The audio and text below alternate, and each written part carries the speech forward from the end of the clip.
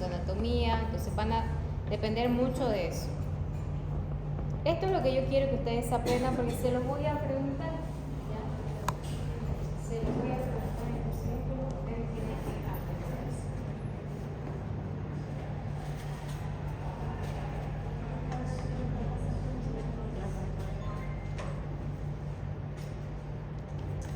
Tienen que saberse de memoria los planos anatómicos que se atraviesan, ya sea con la aguja raquídea o peridural.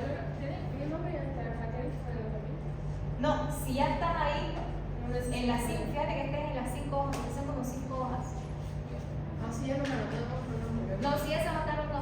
Pero es que ese día quedaron pendientes. Por favor, están pasando las hojas de las prácticas. Dependiendo del grupo en el que están, si están en el D1, 2, 3 o 4, se anotan. Solo tiene 4. En las 4 entonces, ¿ya? Se anotan en las 4 que este es un grupo. Están separadas y están engrampadas por grupo. ¿Ya? En cada hoja ponen su nombre. Ya, silencio, por favor, ya tienen que saber en qué grupo están, así que no consulten. Ya traten de no interrumpir la clase, vayan, se anotan y van pasando en silencio, ¿ya? Si no, no vamos a acabar. Entonces, ¿qué es lo que atravesamos cuando vamos a hacer anestesia? Piel, celular subcutáneo, ligamento supraespinoso, interespinoso, ligamento amarillo, y cuando llegamos al ligamento amarillo, atravesamos el ligamento amarillo, estamos en el espacio epidural, peridural, cualquiera de los dos es su nombre, y ahí es donde hacemos la anestesia que lleva el mismo nombre. ¿Ya?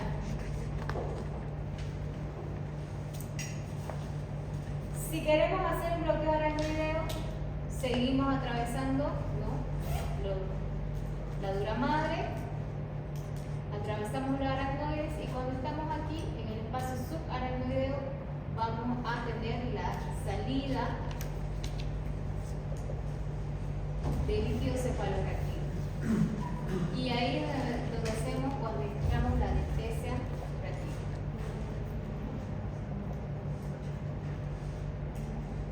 Más fácil es corroborar que estamos en el espacio subaracnoideo porque vamos a ver visiblemente la salida del líquido cefalorraquídeo. A diferencia de cuando vamos a hacer la anestesia epidural, que no hay forma, no es algo que nosotros veamos, ¿no?, para saber que estamos en el espacio epidural. La única forma es una técnica que se usa, que nosotros usamos, que es la pérdida de la resistencia. Entonces, conectamos a la aguja una jeringa con 2 ml de aire o puede ser de líquido, lidocaína, y vamos introduciendo la aguja y vamos empujando el émbolo de la jeringa.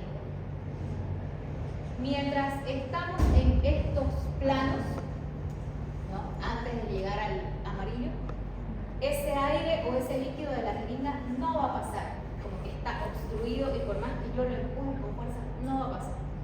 En el momento en que atravesamos el ligamento amarillo y estamos en este espacio, en ese momento es que al empujar el émbolo de la jeringa, el líquido o el aire que tenga se va a introducir con total facilidad, lo que nos indica que estamos en espacio epidural.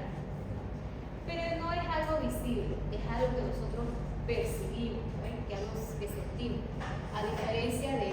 Es por eso que en la anestesia peridural muchas veces pueden haber falsos positivos. Se siente esa pérdida de la resistencia, pasa el líquido, pasa la anestesia, acostamos al paciente, pero resulta que cuando el cirujano quiere operar, el paciente siente todo, le duele. Entonces, ¿qué se puede hacer ahí? Volver a anestesiar o, en su caso, directamente intubar. Pero hay más, ¿cómo se dice?, posibilidades de falla con la peridural que con la raquídea.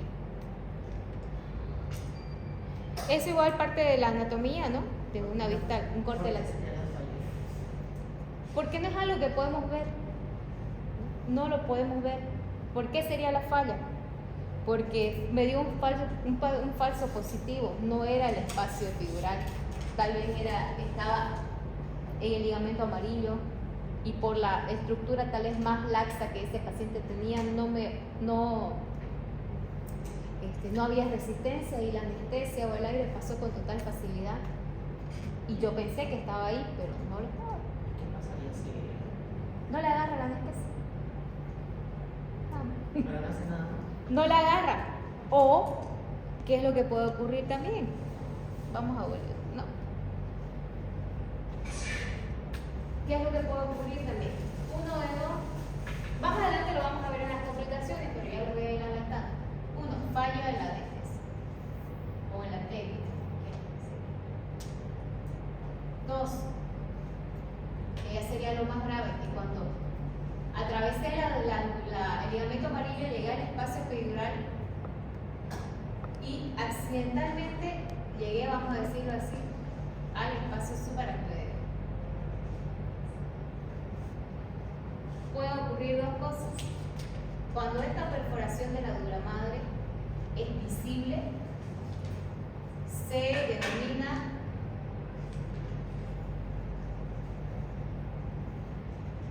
punción advertida de la dura madre. ¿Por qué? Porque yo llegué al espacio subaracnoideo y por la aguja de la peridural va a salir como con una presión el líquido cefalorraquídeo, así. Es algo que yo estoy viendo. Sin querer, perforé la dura madre, llegué al espacio subaracnoideo y dos cosas. Puedo poner la anestesia ahí, ¿no? Hacerle raquídea, esa peridural que inicialmente era peridural, hacerle raquídea, ¿no? O retirar la aguja y buscar otro espacio. Se puede hacer con dos cosas. Ahora, ¿qué pasa cuando yo no me di cuenta de esta punción? Que se llama punción inadvertida. No hay esa salida abundante de líquido cefalorraquídeo. Probablemente solo fisuré la dura madre con una fisura así microscópica, que no salió de líquido cefalorraquídeo. Pero ¿qué pasa? Como yo no me di cuenta, yo le pongo los anestésicos locales, le administro con total confianza y resulta que incluso antes, 5, 10, 15 o hasta 20 minutos después, el paciente va a hacer apnea. No va a respirar, no va a tener ningún tipo de reflejo, ¿no? Que quiere decir que yo lo voy a intubar sin hacer ningún tipo de sedación, ni hipnosis, ni nada, ni relajante. No va a necesitar nada. Cero reflejos orales, corneales, nada. Y las pupilas se ponen midriáticas, enorme. ¿Qué se llama esa complicación? Se llama anestesia raquídea total. Que si yo actúo rápido, lo intubo rápido al paciente y no permito que él entre en un estado de hipoxia, tengo que esperar unas 3 horas que elimine el anestésico y él va a despertar como si nada. Si yo por el contrario me distraigo, no lo veo y cuando acuerdo suenan las alarmas y todo y recién me doy cuenta que el paciente está hipóxico, que está en apnea y me retraso en la reanimación, ahí sí ya pueden venir las secuelas, ¿no? Por hipoxia. Entonces, esas dos cosas, ¿ya? Cuando no estoy en el espacio peridural.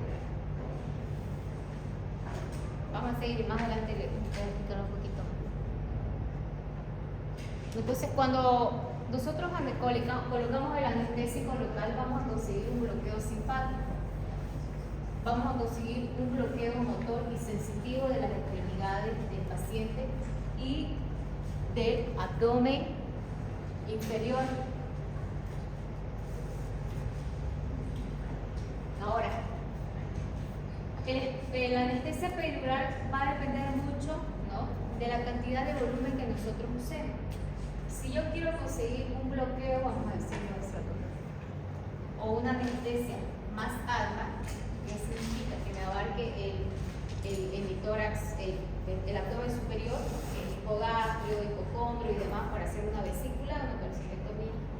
Mientras yo quiero un bloqueo más alto, ¿no?, tengo que aumentar más volumen. ¿Qué significa? Usar de entre 20 a 25 ml de anestésico local. Pero cuando hacemos esto tenemos que tener en cuenta también que los anestésicos que usamos tienen unas dosis tóxicas. Para la lidocaína es de 5 a 7 miligramos por kilo peso, y para la bupivacaína de 3 a 5. ¿Qué quiere decir? Que por demás de esta dosis no me puedo pasar, porque si yo me paso puedo producir una intoxicación por anestésico local. El primer signo de esta complicación son convulsiones, o mejor dicho, hay síntomas previos, ¿no? Un sabor metálico en la boca, desorientación, mareo, ¿no? Y finalmente concluye con una convulsión. Entonces hay que tener mucho cuidado con eso. Doctor, ¿y eso de 20 a 25? Volumen, cantidad.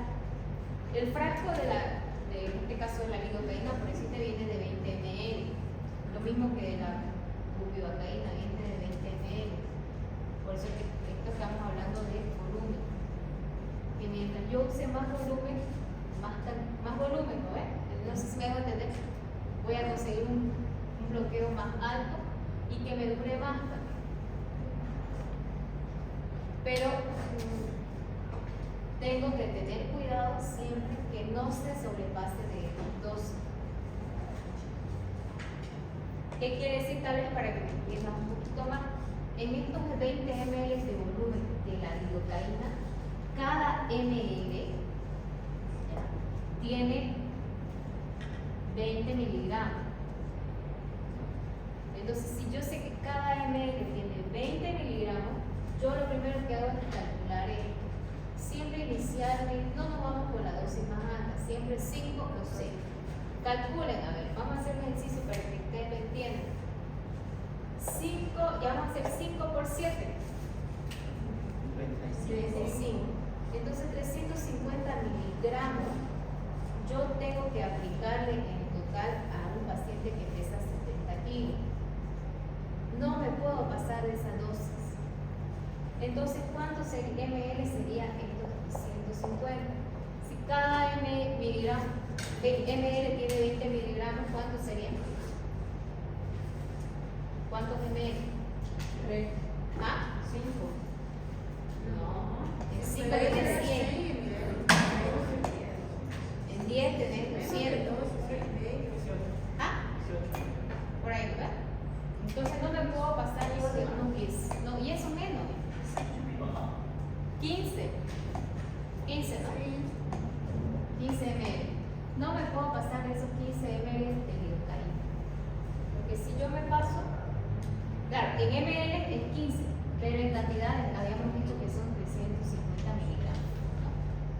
De concentración. Entonces no me puedo pasar de esos 15 ml para este paciente porque corro gran riesgo de que se intoxique. ¿Ya?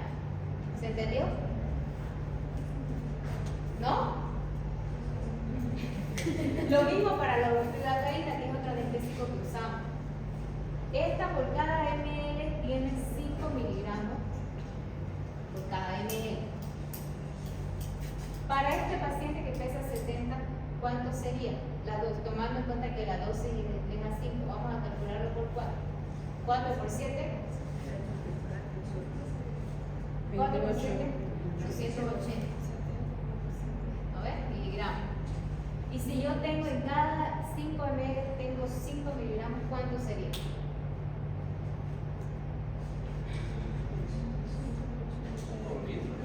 ¿Ah?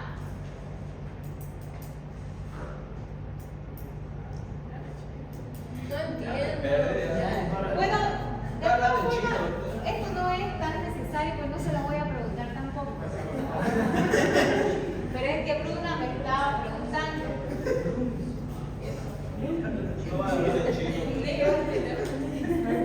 ¿Ya? Mejor no se confundan con eso.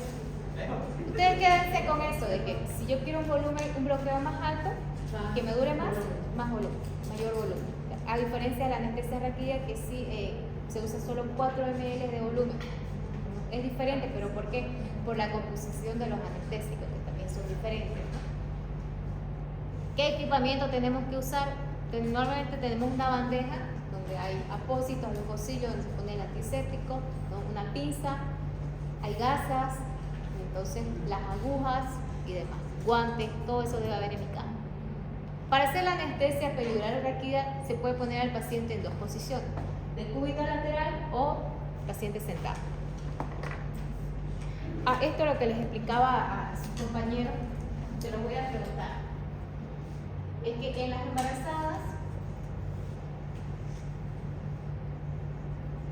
siempre tienen que ponerla del lado izquierdo, si es que le van a hacer la anestesia lateral. ¿Por qué creen? Por la panza. ¿Ya? ¿Qué va a hacer la panza? Es todo. ¿Qué es No todo? puede- No, pero podríamos ponerle el lado derecho, también es lo mismo. Puede obstruir las arterias que suelen ocurrir. ¿Qué? Puede obstruir las arterias. Colapso. Eso. ¿Por qué? Porque tenemos que evitar el colapso de la vena cava, sobre todo. Porque si esta se colapsa con el útero gravídico, ¿no? ¿Qué significa? Que va a haber menor retorno venoso, menor precarga, por lo tanto menor gasto corriente, lo que lo va a llevar a una hipotensión. Y esta hipotensión puede ser bien brusca, ¿no? Porque va a ir asociado del bloqueo. Porque el bloqueo simpático produce también una hipotensión porque causa vasodilatación. La hipotensión que puede causar, porque yo lo pongo en una posición incorrecta, más la hipotensión que sé que voy a causar con la administración de anestésicos locales, me puede llegar hasta que mi paciente haga paro, porque puede llegar de una toma a otra de presión, una presión de 50-30, 50-20, lo que me indica que tengo que actuar rápido.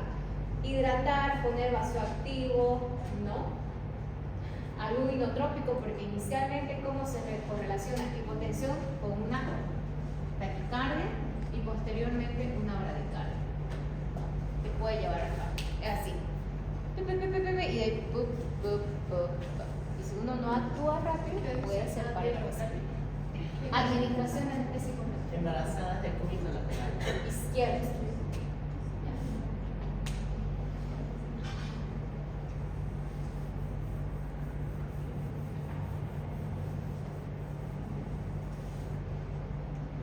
Y la persona normal que no Cualquier lado, del lado que de cúbito lateral.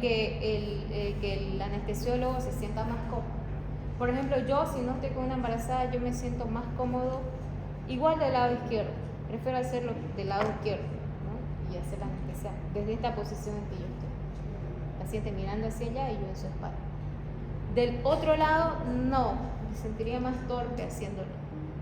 O sea, no tengo la práctica. Si el paciente está hacia el lado derecho, me sentiría más torpe. Yo prefiero igual del lado izquierdo. Y sentado no se puede. Sentado es más fácil. Es mucho más fácil.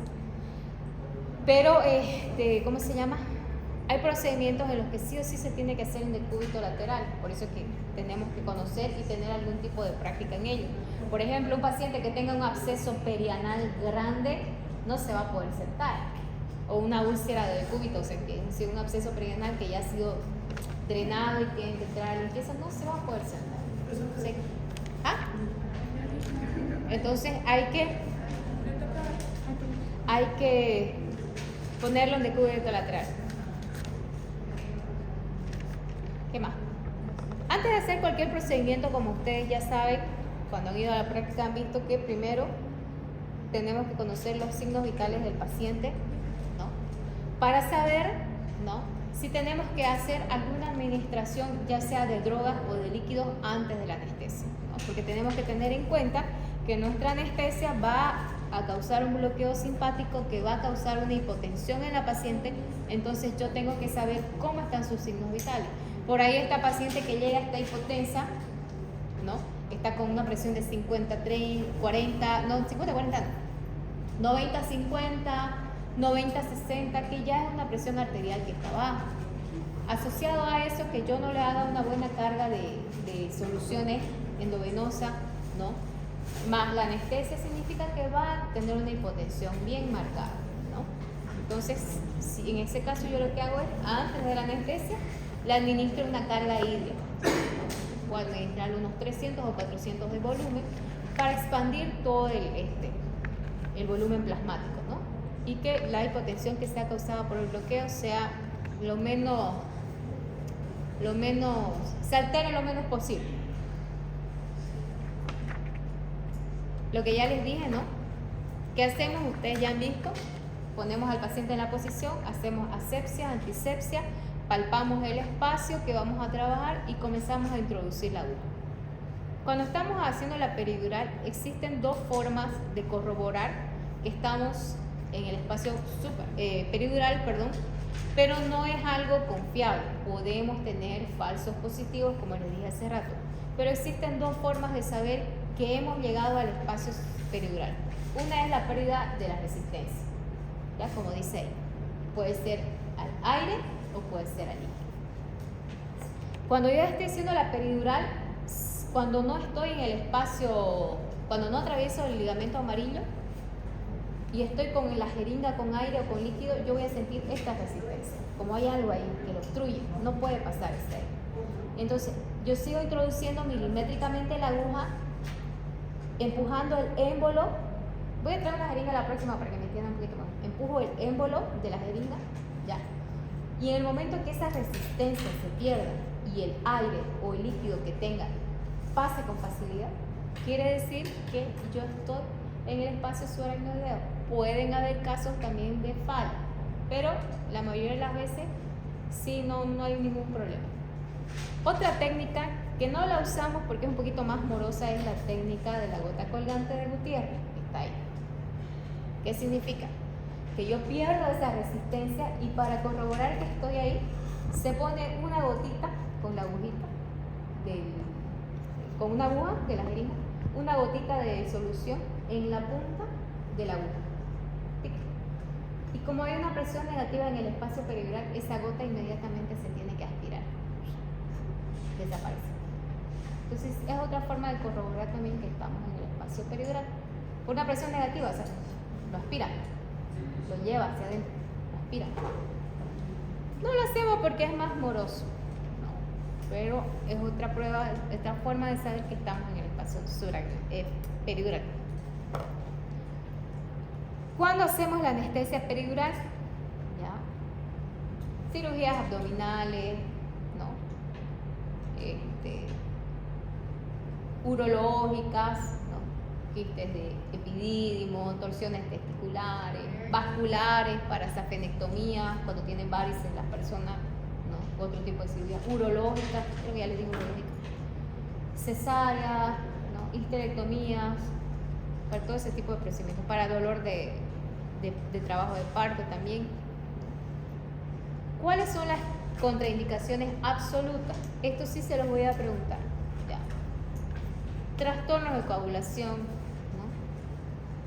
Paciente que tiene antecedentes de consumir anticoagulantes orales, antiagregantes plaquetarios, ¿no?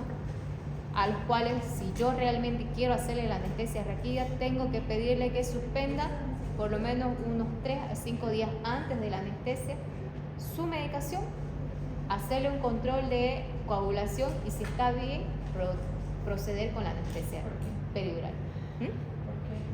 ¿Por qué? Porque si está alterada la coagulación, ¿ya? Y yo funciono esa columna, esa médula, si hay una alteración de la coagulación, ¿qué va a haber?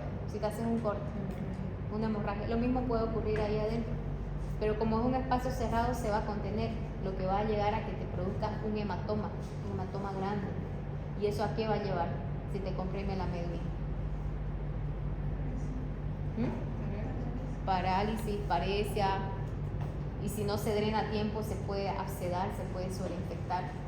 Entonces, por eso es que no podemos hacer ningún tipo de procedimiento en la columna si la alteración está coagulada.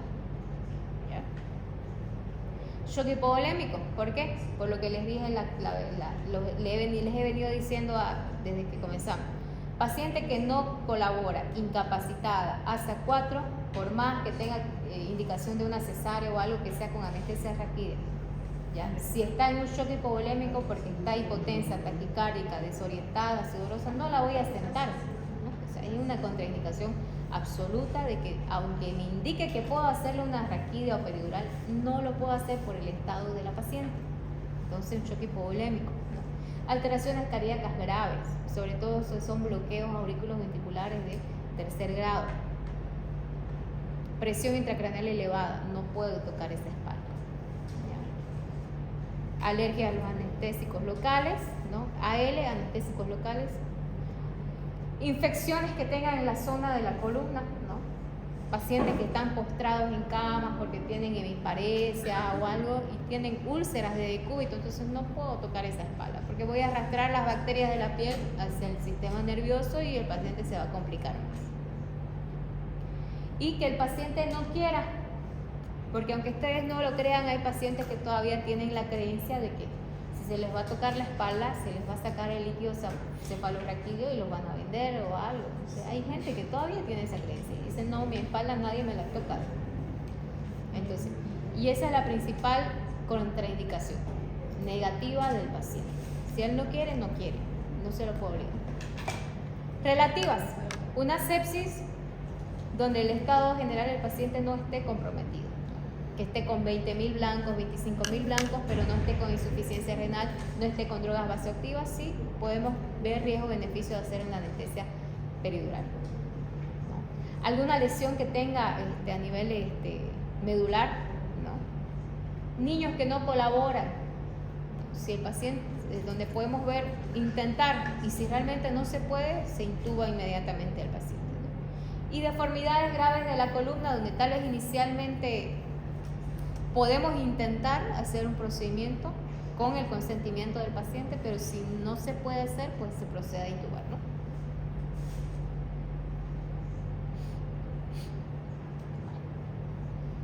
Complicaciones, y esto era lo que les decía hace rato. Cefalea postpunción dural, que puede ser advertida, porque yo estoy viendo que está saliendo el líquido cefalorraquídeo a chorro, o inadvertida cuando no veo nada, pero ya luego veo las complicaciones en el paciente, ¿no? Parestesia, hematoma, abscesos, lumbalgia, ¿no? Cuando usamos el catéter peridural, una mala colocación del catéter.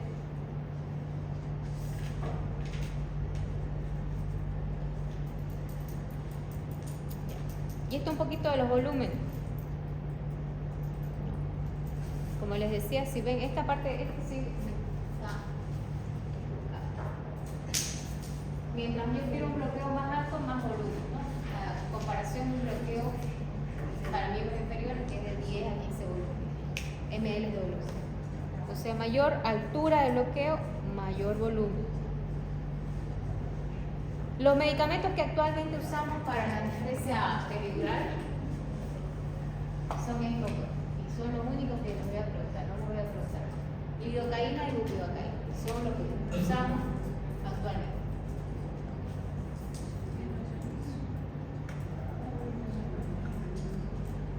La anestesia raquídea. Ya les expliqué al principio, ¿no? Cuáles son los planos que se lleva para llegar a ese espacio, ¿no? Los cambios fisiológicos, los mismos a la peridural, ¿no? Por el bloqueo simpático que se produce, ¿no? Se puede hacer en decúbito lateral igual o en posición sentado.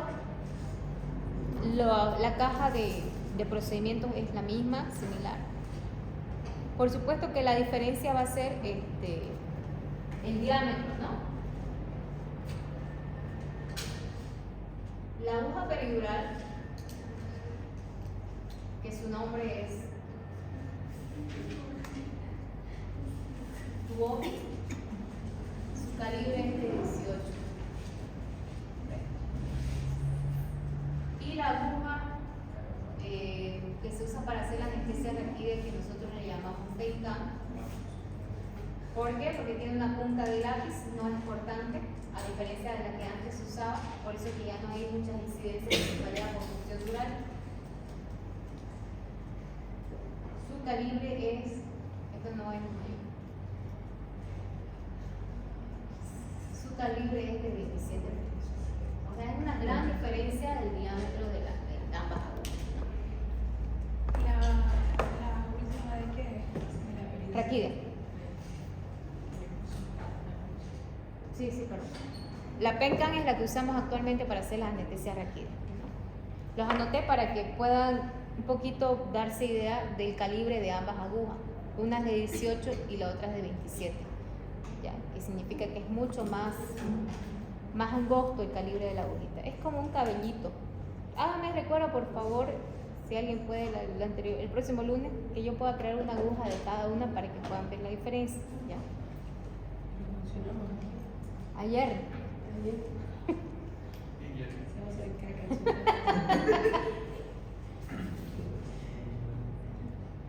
Ya. Indicaciones las mismas, igual similares. Bueno, esto sí que me preguntó una de sus compañeras y bueno, no se lo dije ahí. ¿Cuándo peridural y cuándo raquídea?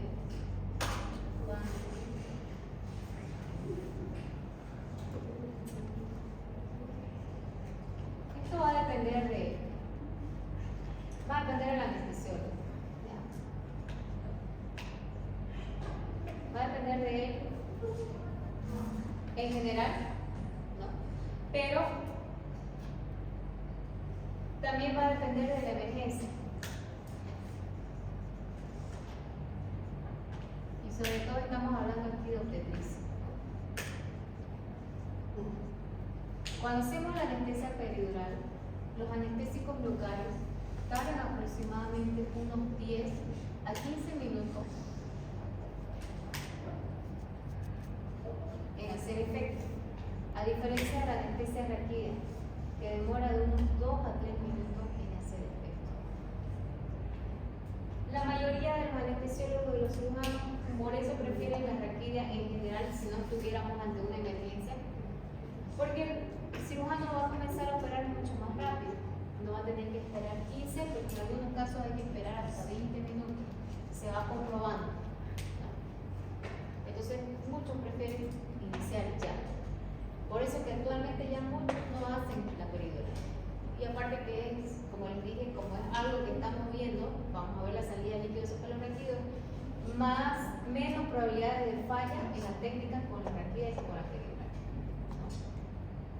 Pero en obstetricia sobre todo se usa cuando hay sufrimiento fetal agudo, prosidencia de cordón o de miembro, ¿no? En esos casos usamos porque hay que sacar ese bebé inmediatamente.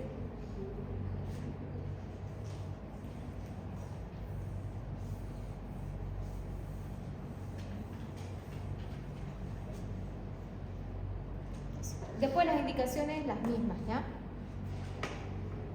En este caso el anestésico que usamos actualmente para hacer la anestesia raquídea es la bupivacaína hiperbárica, ¿ya? Al 0,5% o pesada. ¿Esa era para cuál? Raquídea. Primero hablamos de la peridural, ahora estamos con la raquídea. Hiperbárica o hiperbárica.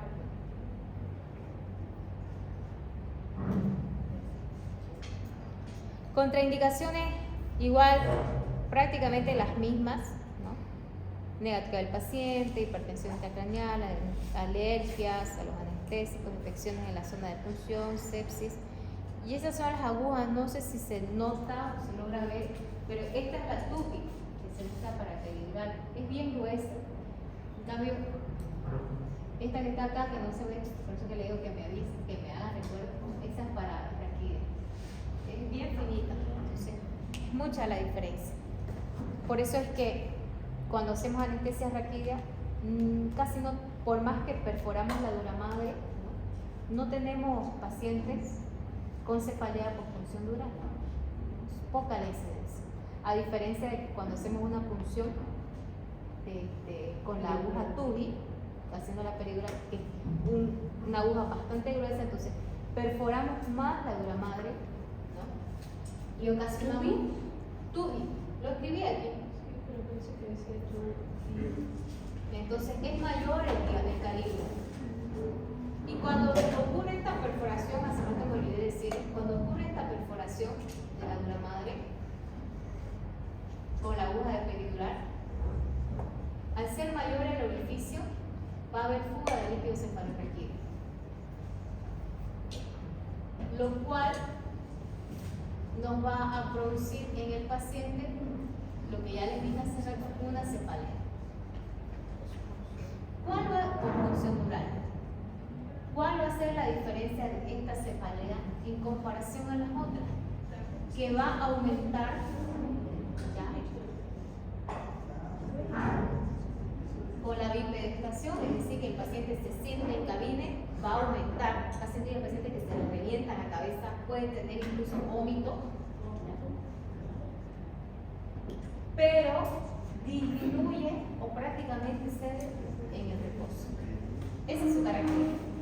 El paciente le dice, me hicieron anestesia rápida hace 3 días de cesárea, me levanto y me duele la cabeza, pero me acuesto y se me pasa, o es mínimo el dolor, no hay otro. ¿Qué tratamiento se hace? Primero hay que iniciar con un tratamiento clínico, ¿no? Con analgésico que tengan cafeína, hidratación, ya sea por vía oral o endovenosa, y reposo absoluto. ¿Qué quiere decir? Que por lo menos unos 2 días la paciente no se puede levantar. Si con esto no cede, y hay que hablar bastante con la paciente, si con esto no cede y ya vamos 4 días de tratamiento, en último caso podemos pensar en realizar un parche hemático, que prácticamente con eso cede inmediatamente el dolor. ¿Qué es lo que se hace? Se pasa a la paciente al quirófano como si estuviéramos haciendo una peridural, usamos la aguja TUGI, que es la peridural, llegamos al espacio epidural y aquí, cuando estamos ahí, alguien nos tiene que llegar, sacarle sangre a la paciente, unos 15 ml, y en vez de poner la anestesia, ponemos esa sangre aquí. Y con esa sangre, al coagularse, va a generar que este orificio que hemos causado se cierre. ¿Qué complicaciones puede traer esto? Infecciones, ¿no? Por eso es que hay que hablar mucho, porque ahí también influye la parte psicológica del paciente. Para decirle que trate de ser paciente, para tomar sobre todo las medidas que le estamos dando. Abundante líquido, reposo y tomar sus analgésicos. Y se usa corticoides. Entonces, hay pacientes que no pueden estar sentadas, que ya se quieren levantar, ya se quieren ir y no quieren y se frustran y no cumplen con el tratamiento clínico que uno les hace. Bueno, entonces se puede pasar ahí, pero siempre hay que explicarles que puede haber riesgo de infección. Lo va a hacer por eso. ¿Ah? Por eso, por un dolor y vómito. Sí. ¿Le pasó? Feo es, ¿no? Feo es. Feo, porque el paciente se va a levantar, es un dolor como una migraña y no me ha pasado, pero me han dicho los pacientes. Y vómito, náuseas y vómito, es muy feo. Y vomitar durante la cesárea. Pero eso puede ser por hipotensión o por reflejo vagal, como están hurgando ahí todos los hurgan parte de los intestinos, están limpiando el útero, todo eso fatiga, pues, ¿no? Entonces puede ser por eso. Y esa es la cajita generalmente cuando hacemos anestesia peridural, con todas esas jeringas de vidrio. Antes se usaban estas agujas metálicas. Si pueden ver, la aguja ahí es metálica. Y esas agujas se esterilizaban, se usaban en otro paciente, se lavaban, se volvían a esterilizar y así, ¿no? Gracias a Dios, hace unos 10 años atrás más o menos ya llegaron las agujas descartables, ¿no? Por paciente. Pero antes estas eran ya de tanto uso, ya no tenían ni punta. Entonces yo aprendí a hacer esto cuando recién estudié, aprendí a hacer con esta. Usted tenía que hacerle con una agujita hipodérmica rosada, ¿han visto? La rosadita, una aguja hipodérmica rosadita. Con usted con esa tenía que funcionar la piel, así, como hacerle como un asterisquito, para que recién pueda pasar esta aguja, porque no pasaba, ya no tenían ni filo estas agujas y uno tenía que como atornillar ahí para que atraviese la piel y empujar, porque si no tenía filo costaba que pase todos los tejidos que tenía el paciente. Entonces cuando ya llegaron las agujas descartables, no pues con el filo a full, Hubieron varias cefaleas por punción dural porque llegamos inmediatamente al espacio subaracnoideo, porque se entraba como atravesar un cuchillo en la mantequilla, así se entraba esa aguja. Y nosotros acostumbramos a hacer fuerza para meter. Esa época tuvimos varias cefaleas, o sea, punciones advertidas, ¿no? Que se nos venía el líquido cefalorraquídeo, porque no teníamos esa costumbre, ¿no? Pero también lo bueno de esto que ya se cambiaron es que al ser agujas que se esterilizaban y se recontraesterilizaban, había mucho riesgo de infección porque ¿cuántas pacientes hay con VIH? Número uno. Los químicos que se usan, había más riesgo de neurotoxicidad porque podían pasar esos químicos al sistema nervioso y el paciente que entraba caminando tranquila sin nada, resulta que al día siguiente tenía parestesia, ¿no? O quedaba con alguna secuela, y eso ocurrió en la maternidad antes que lleguen estas agujas descartables. 3 pacientes en un solo turno. No sé si fue un químico especial que usaron para lavar, pero las 3 que le hicieron peridural, las 3 estaban con hemiplegia. Y creo que solo 2 consiguieron recuperar con meses de fisioterapia la movilidad. Y una quedó. Entonces, llegó en buen momento, llegaron acá al menos, en otro país después cuántos años no habrán utilizado antes que nosotros, ¿no? Pero así se trabajaba antes, ¿no? Con ese tipo de agujas. Y como lo digo, teníamos que atornillar ahí prácticamente hasta llegar al espacio peridural. ¿Ah? Eso me olvidé decirles, pero están ahí en las diapositivas. Y como son agujas tan gruesas, ¿no? Sí o sí tenemos que poner anestésico local en esa zonita, ¿no? Con una aguja más pequeña. Anestesiamos la piel y vamos introduciendo un poquito más, como tratando de anestesiar los ligamentos supraespinoso, interespinoso, y retiramos. Esperamos un minuto que haga efecto porque la lidocaína actúa rápido, y recién introducíamos la turbina, que es más gruesa, ¿no? ¿Con el martillo? ¿Ah? Con el martillo. Bueno, eso es todo por hoy, chicos. ¿Dónde están mis hojas de práctica? ¿Se anotaron todos? Ya estábamos varios. Doctora, una pregunta.